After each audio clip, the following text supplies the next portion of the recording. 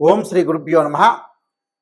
2025 English ఈ సంవత్సరంలో మనకి ఏ విధంగా ఉండబోతుంది? 2025లో మేషాది ద్వాదశ రాశుల యొక్క ఫలితాలు ఏ విధంగా ఉండబోతుందో మనం తెలుసుకుందాము.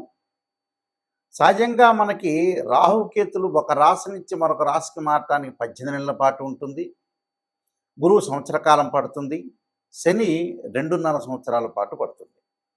అలానే రవి, బుధ, శుక్ర గ్రహాలు 30 రోజుల పాటు ఒక రాశి నుంచి మరొక రాశికి మారటం, కుజుడు 45 రోజుల పాటు మారటం, చంద్రుడు 2.5 రోజుల పాటు పడుతూ ఉంటుంది. మరి ఈ 2025లో అతి పెద్ద గ్రహాలను మనం అంచనా వేసుకునేటట్లయితే, అంటే మిగతా గ్రహాలన్నీ కూడా కొంత మార్పులు జరుగుతూ ఉంటుంటాయి. కొన్ని కాంబినేషన్స్, కొన్ని కంజంక్షన్స్ జరుగుతుంటాయి సహజంగా. అవన్నీ కూడా నెల రోజుల పాటు ఒక రాశి నుంచి మరో రాశికి 45 రోజుల పాటు మారుతూ ఉంటాయి. సహజంగా అవన్నీ కూడా మార్పులు జరుగుతుంటాయి. కానీ అతిపెద్ద గ్రహాలైన రాహుకేతులు మనం అనుకున్నట్టుగా 18 నెలల పాటు ఉంటాడు. శని 2.5 సంవత్సరాలు, గురువు సంవత్సర కాలం పాటు ఉంటాడు. మార్చి 29వ తారీఖు 2025 రాత్రి 9:44 పూర్వభద్ర నక్షత్రం 4వ పాదంలో మీనరాశిలోకి శని యొక్క సంచారం జరుగుతుంది. అలానే మే 14వ తారీఖున 2025 ఉదయం 11:34 మృగశిర నక్షత్రం 3వ పాద ప్రవేశంతో మిథున రాశిలోకి గురువు సంచారం చేస్తాడు. అంటే వృషభ రాశి నుంచి మిథున రాశిలోకి సంచారం జరుగుతుంది. మే 20వ తారీఖు 2025 ఉదయం 6:45 పూర్వభాద్ర నక్షత్రం 3వ పాద కుంభరాశిలోకి ప్రవేశంతో రాహు కుంభరాశిలోకి మీనరాశి నుంచి కుంభరాశిలోకి ప్రవేశం జరుగుతుంది. అలానే మే 20వ తారీఖున ఉదయం 6:45 కేతు ఉత్తరా నక్షత్రం 1వ పాద సింహరాశిలోకి ప్రవేశం జరుగుతుంది. అంటే కన్య నుంచి సింహరాశిలోకి కేతు యొక్క ప్రవేశము, మీనం నుంచి కుంభరాశిలోకి రాహు యొక్క ప్రవేశము, వృషభం నుంచి మిథునంలోకి గురువు యొక్క ప్రవేశము, దానితో పాటు శని భగవానుడు కుంభం నుంచి మీనరాశిలోకి సంచారం చేస్తారు. అంటే అతిపెద్ద గ్రహాలు ఈ 4 గ్రహాలను బట్టి మనకి 2025లో ఏ విధంగా మేషాది ద్వాదశ రాశుల యొక్క ఫలితాలు ఏ విధంగా ఉన్నాయో ఒక్కసారి మనం తెలుసుకుందాం. 2025లో మేషరాశి వాళ్ళకి ఏ విధంగా ఉండబోతుంది? సహజంగా ఇక్కడ మేషరాశి వాళ్ళకి ఏదైతే మనకి గురువు మారటం అనేది జరుగుతుంటుంది. మారటం అంటే మే 14వ తారీఖున గురువు వృషభ రాశి నుంచి మిథున రాశిలోకి సంచారం చేయటం వల్ల మేషం, వృషభం, మిథునం అంటే తృతీయ స్థానంలో గురువు యొక్క సంచారం. తృతీయ స్థానంలో గురువు యొక్క సంచారం వల్ల ఆర్థిక స్థితిగతులు కొంత గతంలో ఏదైతే ఉంటాయో అలాంటి ఆర్థిక స్థితిగతులే కొద్దిగా ఉంటాయి. అయితే ఏంటంటే ఇక్కడ మేషరాశి వాళ్ళకి ముఖ్యంగా రాహు లాభస్థానంలో ఉండటం వల్ల చాలా అద్భుతమైన రిజల్ట్స్ వచ్చే అవకాశాలు ఎక్కువ ఉంటాయి. అంటే విదేశాలకు వెళ్ళే అవకాశాలు మెండుగా ఉండటం ఒకటి, విదేశాల్లో కూడా ఉద్యోగం లభించటం ఒకటి, అక్కడ ఏదైతే రెస్టారెంట్లు కానీ నూతన వ్యాపారాలు కానీ ప్రారంభం చేసే అవకాశాలు ఎక్కువగా ఉంటాయి. అంటే వ్యాపారం ఒకటి బాగుంటుంది, విదేశాలకు వెళ్ళే అవకాశం ఉంటుంది. ఇండియాలో కూడా కంపెనీలు కూడా విదేశాలకు వెళ్ళే అవకాశాలు ఎక్కువగా ఉంటాయి. కాబట్టి ఏదో రకంగా విద్యార్థులకు కానీ ఉద్యోగస్తులు కానీ వృత్తి ఉద్యోగ వ్యాపార రంగాలు విశేషమైన కృషి చేస్తే శ్రమకు తగ్గట్టుగా గుర్తింపు లభించే అవకాశం ఒకటి ఉండటం, విద్యార్థులకు కూడా మంచి విశ్వవిద్యాలయంలో సీటు రావచ్చే అవకాశాలు ఎక్కువ ఉంటాయి. అంటే రాహు బలం అనేది చాలా ఎక్కువగా ఉంది. అంటే అతి పెద్ద గ్రహాలైన మన 4 గ్రహాలను తీసుకునేటట్లయితే రాహు లాభస్థానంలో ఉండటం చాలా మంచిది వీళ్ళకి. అలానే తృతీయ స్థానంలో గురువు చెడ్డవాడు కాదు, మిశ్రమైన ఫలితాలు ఉంటుంది. ఆర్థిక పరంగా సంక్షోభం అనేది ఉండదు, ఆర్థిక పరంగా అనుకూలంగా ఉండే అవకాశాలు ఎక్కువగా ఉంటాయి. అంటే ఆర్థిక పరంగా బాగుంటుంది, ఉద్యోగంలో ప్రమోషన్లు వస్తాయి, వ్యాపార పరంగా అనుకూలంగా ఉంటుంది, నూతన వ్యాపారాలు ప్రారంభం చేయొచ్చు. అధిక పెట్టుబడి పెట్టడం అనేది మంచిది కాదు, మితంగా మాత్రం పెట్టుబడి పెట్టుకోవాలి. అలానే కేతు యొక్క బలాన్ని మనం చూసుకునేటట్టయితే కేతు కన్యారాశి నుంచి సింహరాశిలోకి వెనక్కి వస్తాడు. అంటే 5వ స్థానంలో కేతు యొక్క సంచారం సంతానపరంగా కొన్ని ఇబ్బందులు కలిగినా సంతానాన్ని డెవలప్మెంట్ గురించి కానీ సంతానం గురించి ఆలోచనలు కానీ బాగా పెరిగిపోయే అవకాశాలు ఎక్కువగా ఉంటాయి. అలానే నూతన వాహనాలు కొనుగోలు చేయటం, వాహన సౌఖ్యం లభించటం, ప్రతి పనిలో కూడా విజయం సాధించాలనే ఉత్సాహంతో పని పట్ల ఉత్సాహభరితంగా ఎక్కువగా ఉంటుంది. గతం కంటే కూడా మేషరాశి వాళ్ళకి ఆరోగ్యపరంగా కొంత మెరుగైన స్థితి అనేది బాగా ఏర్పడుతుంది. అంటే గురువు మిశ్రమైన ఫలితాన్ని ఇస్తాడు, రాహు లాభాన్ని ఇస్తాడు. మరి మిగతా గ్రహాలన్నీ కూడా రవి బుధ ఈ శుక్రగ్రహాలు ఒక రాశి నుంచి మరొక రాశికి 30 రోజుల పాటు మారుతూ ఉంటుంది. కుజుడు 45 రోజుల పాటు ఉంటుంది. చంద్రుడు 2.5 రోజుల పాటు ఉంటుంది సహజంగా. అయితే అతి పెద్ద గ్రహాలను మనం క్యాలిక్యులేట్ తీసుకునేటట్టయితే రాహు వల్ల వ్యాపారంలో పెట్టుబడులు పెట్టడం ఒకటి, నూతన వ్యాపారాలు ప్రారంభం చేయటం ఒకటి, వ్యాపారంలో బాగా లాభాలు సంపాదించడం, భాగస్వామ్య వ్యాపారం బాగా కలిసి వచ్చే అవకాశాలు ఎక్కువ ఉంటాయి. ప్రయాణాల వల్ల లాభం కలగటం, ప్రముఖ వ్యక్తుల యొక్క కలయిక వల్ల కూడా వీళ్ళకి మంచి జరిగే అవకాశాలు ఎక్కువగా ఉంటాయి. అంటే విదేశాలకు వెళ్ళే అవకాశాలు, దూర ప్రయాణాలు చేయటం, వాహన సౌఖ్యము, అలానే స్త్రీ సుఖము, వివాహం కాని స్త్రీ పురుషులు ఎవరైతే ఉంటారో వాళ్ళందరికీ కూడా వివాహాలు జరిగే సూచనలు ఎక్కువగా ఉంటాయి. అంటే మంచి ప్రవర్తన కలిగిన అబ్బాయి కానీ, మంచి ప్రవర్తన కలిగిన అమ్మాయి కానీ, అలానే సుసంపన్నమైన కుటుంబం నుంచి మంచి అబ్బాయి కానీ అమ్మాయి కానీ వచ్చే అవకాశాలు ఎక్కువగా ఉంటాయి. అంటే రాహు యొక్క బలం వల్ల మేషరాశి వాళ్ళకి చాలా అద్భుతమైన రిజల్ట్స్ వచ్చే అవకాశం ఎక్కువగా ఉంటుంది. ఎందుకంటే ఈ మేషరాశి వాళ్ళకు కూడా నిజం చెప్పాలంటే ఏంటంటే శని మారుతున్నాడు. శని మారటం అంటే ఏమిటి? శని మార్చి 29వ తారీఖున శని మీనరాశిలోకి సంచారం చేయటం వల్ల వాళ్ళ కొంత ఎల్నాటి శని యొక్క ప్రభావం కూడా ఉంటుంది. ఎల్నాటి శని యొక్క ప్రభావం కూడా ప్రారంభమవుతుంది కాబట్టి దానికి నేను చెప్పిన రెమెడీస్ అనేవి నిందా చెప్పిన రెమెడీస్లో మీరు ఆరోగ్యపరంగా ఇబ్బందులు కలగకుండా ఆరోగ్యం అనేది కుదుటపడటానికి దీర్ఘకాలిక వ్యాధులు ఉన్న వాళ్ళు కొంత జాగ్రత్తగా ఉండాలి. అంటే శని యొక్క ప్రభావం ఎల్నాటి శని యొక్క ప్రభావం ఉంది కాబట్టి భయపడాల్సిన పని ఏమీ లేదు. కానీ ఆరోగ్యపరంగా కొంత ఇబ్బందులు రాకుండా కాపాడుకోవాలి. అయితే ఆర్థిక స్థితిగతి కానీ ఫైనాన్షియల్ పొజిషన్ కానీ గృహ నిర్మాణాలు చేపట్టడం కానీ విలువైన ఆభరణాలు వస్తువులు కొనుగోలు చేయటం అలానే లగ్జరీగా వాహనాల్లో తిరిగే అవకాశాలు బాగా ఎక్కువగా ఉంటాయి. అంటే ప్రతి పనిలో కూడా విజయం సాధించే అవకాశాలు ఎక్కువ ఉంటాయి. కానీ కొంత సమయం ఎక్కువగా లేటుగా పట్టే అవకాశం ఒకటి ఉంటుంది. కొంత డిలే జరిగే అవకాశాలు ఎక్కువ ఉంటుంది. కాబట్టి ఆ డిలేని తగ్గించుకొని ముందుకు వెళ్ళాలి. ఆవేశపడకుండా కోపాన్ని, బంధుమిత్రులతోటి వైరం కానీ, బంధుమిత్రులతో సన్నిహితంగా మెలగటం కానీ, కోర్టు సమస్యలు రాకుండా చిలికి చిలికి గాలివాన కాకుండా చూసుకోవాలి ప్రతి విషయాన్ని కూడా. అంటే ప్రతి విషయాన్ని కూడా లాగి చూసుకోవద్దండి. లాగి చూసుకోవటం వల్ల కూడా కొంత ఇబ్బందులు పడే అవకాశాలు ఎక్కువ ఉంటాయి. అంటే ఎకనామిక్ క్రైసిస్ అనేది లేదు వీళ్ళకి.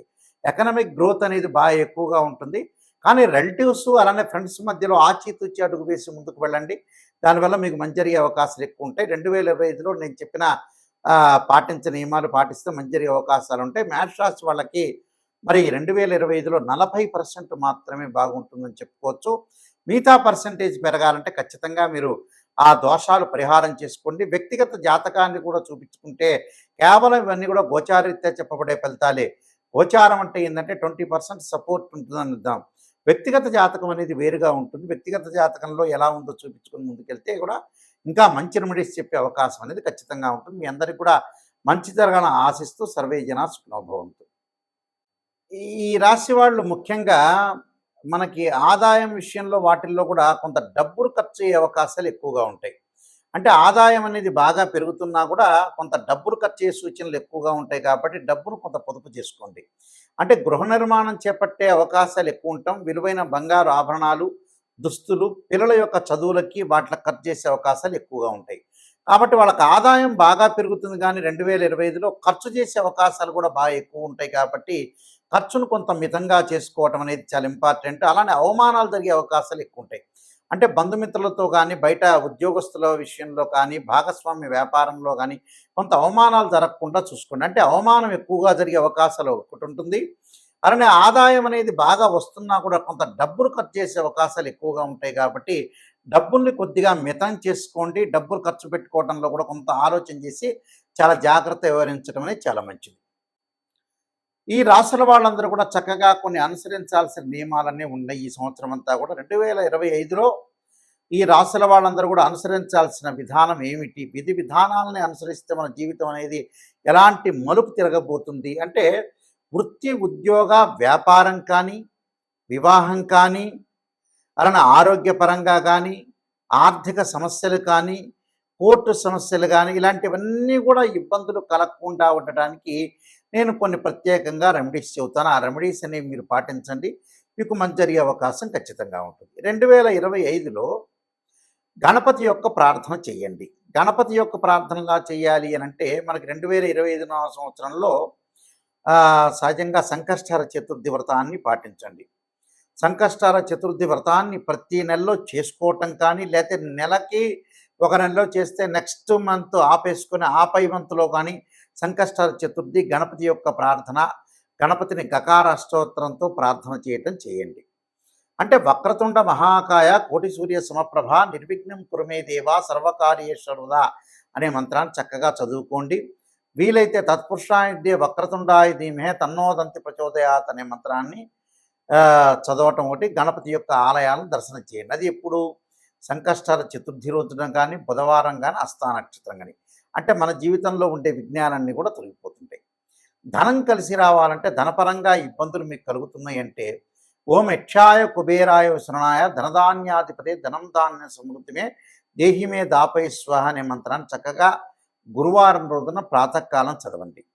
వీలైతే ఇది నేను చదవలేను గురువు గారు అని చెప్పిన వ్యక్తులకి దేవానాంచ ఋషీనాంచ గురుకాంచన సన్నిభం బుద్ధిమతం త్రిలోకేశం తమ నమామి బృహస్పతిమని ప్రదోషకాల సమయంలో 2025లో ప్రతి గురువారం రోజున సాయంత్రం పూట చదవండి.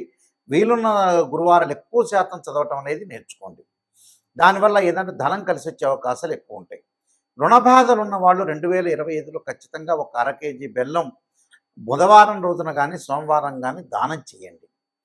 దానితో పాటు ముఖ్యంగా వీలైతే శనివారం రోజున నల్ల నువ్వులు దానం చేయటం, ఆదివారం రోజున మినుములు, అలానే శనివారం రోజున ఉలవలు, గురువారం రోజున శనగలు దానం చేయటం అనేది మర్చిపోవద్దండి.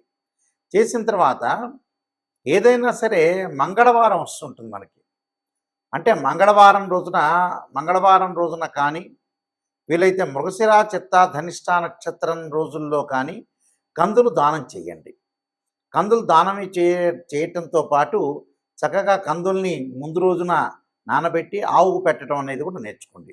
అలానే వాహన ప్రమాదాలు ఇవన్నీ కూడా కలగకుండా ఉండాలంటే ఖచ్చితంగా సుబ్రహ్మణ్య స్వామి యొక్క ఆరాధన చేయండి. తత్పురుషా విద్యే మహాసేనాయ ధీమే తన్నో షణ్ముఖ ప్రచోదయాత్ అనే మంత్రాన్ని చక్కగా చదవండి. కోర్టు సమస్యలు కూడా మీకు పరిష్కారం జరిగే అవకాశాలు ఖచ్చితంగా ఉంటాయి. అలానే వివాహం కాని స్త్రీ పురుషులు ఎవరైతే ఉంటారో వాళ్ళందరూ కూడా తప్పకుండా సీతారాముల యొక్క కళ్యాణంలో కానీ, శివపార్వతుల యొక్క కళ్యాణంలో కానీ పాల్గొనండి. అలానే శ్రీ వల్లీదేవి సమేత సుబ్రహ్మణ్య స్వామి యొక్క కళ్యాణంలో పాల్గొంటే కూడా మీకు కళ్యాణం జరిగే అవకాశం ఖచ్చితంగా ఉంటుంది. దీనితో పాటు విద్యార్థులు ఖచ్చితంగా విద్యలో వెనకబడి ఉన్నట్టయితే దక్షిణామూర్తి స్తోత్ర పాలనం చేయండి. అలానే సరస్వతీ దేవం ఆలయాన్ని సందర్శన చేయటం అనేది మర్చిపోతుంది. అంటే ఇవన్నీ కూడా ఆరోగ్యపరంగా ఇబ్బందులు కలిగే వ్యక్తులు కూడా శరీరే జర్జరీభూతే వ్యాధిగ్రస్తే కలేబరి ఔషధం జాహ్నవీతూయం వైద్యో నారాయణ హరిని మంత్రాన్ని చక్కగా చదువుకోండి. నువ్వుల నూనెతోటి శివుడికి అభిషేకం చేయండి. చేస్తే కూడా ఆయు ప్రమాణం పెరిగే అవకాశం ఖచ్చితంగా ఉంటుంది. అలానే ప్రతి విషయంలో కూడా ముందంజలో ఉండాలంటే ఖచ్చితంగా కొన్ని నియమాలు అనేవి పాటించండి. ఆ నియమాల్లో ముఖ్యంగా నేను కొన్ని విషయాలు స్పష్టంగా తెలియజేస్తున్నాను. అవన్నీ కూడా మీరు పాటించి ముందుకెళ్తే మీకు మంచి జరిగే అవకాశం ఖచ్చితంగా ఉంటుంది. ఇలాంటివన్నీ కూడా మీకు అన్నీ కూడా దోషాలన్నీ తొలగిపోవాలంటే ఖచ్చితంగా ఏదైతే మీకు బాధలన్నీ ఉంటాయో ఆ బాధలన్నీ కూడా తొలగటానికి ప్రత్యేకంగా నేను ఒక పుస్తకాన్ని రాశాను. అది రాజమండ్రి మోహన్ పబ్లికేషన్ వాళ్ళు బృహత్ పరిహార సింధు అని మంత్ర యంత్ర తంత్ర రెమెడీస్ అనే పుస్తకం ఉంది. ఆ రెమెడీస్ అనే పుస్తకంలో చక్కగా మీరు అన్ని మీకు ఏదైతే ఈతి బాధలు అనేవి ఉంటాయో రకరకాల ఆరోగ్యపరంగా కానీ, ఉద్యోగపరంగా కానీ, వివాహపరంగా కానీ ఇబ్బందులు కలిగిన వ్యక్తులు ఎవరైతే ఉంటారో వాళ్ళందరూ కూడా చక్కగా ఆరోగ్యం పెంపొందించుకోవాలి, ధనం కలిసి రావాలి, పిల్లల యొక్క పెళ్ళిళ్ళు కావాలి, చదువులు ఉండాలి, రకరకాల సమస్యలు మనుషులు బాధపడుతూ ఉన్నారు. ఆ సమస్యలన్నిటికి కూడా మనకి మంచి ఆధారంతో ఉన్న పుస్తకాన్ని నేను తయారు చేశాను. ఏమిటంటే అది రామాయణంలో కానీ, భాగవతంలో కానీ, భారతంలో ఉండే కొన్ని శ్లోకాలు కానీ, అలానే పురాణాల్లో కానీ, ఇతిహాసాల్లో కానీ మంచి మంచి శ్లోకాలు మంత్రాలన్నీ కూడా మనకు వేదం చెప్తుంది. ఆ వేదంలో ఉండే శ్లోకాలు మంత్రాలకు సంబంధించినవన్నీ కూడా రెమెడీస్ అనేవి కొన్ని పుస్తకంలో ఉంది కాబట్టి నేను రాసిన పుస్తకంలో పొందుపరిచానది. ఆ పుస్తకం పేరు బృహత్ పరిహార సింధు అంటారు. ఇది రాజమహేంద్రవరం మోహన్ పబ్లికేషన్ వాళ్ళు ప్రింట్ చేశారు. ఈ పుస్తకంలో మీకు ఏదైతే దోషాలనేవి జాతకపరంగా ఉంటాయో ఆ దోషాలన్నీ కూడా తొలగటానికి ఆ పుస్తకం అనేది చాలా ఉపయోగపడుతుంటుంది. ఆ పుస్తకాన్ని మనం స్క్రీన్ మీద చూపిస్తున్నాము. అందరూ కూడా ఆ పుస్తకాన్ని తీసుకుని ఆ పుస్తకంలో గ్రంథంలో ఉంటే ఏదైతే మీకు బాగలేదో ఆ శ్లోకాలు మంత్రాలు చదవటం వల్ల కూడా మీకు చక్కని పరిష్కార మార్గం దొరుకుతుందని మరి నేను ఆశిస్తున్నాను. సర్వే జనా సుఖినో భవంతు.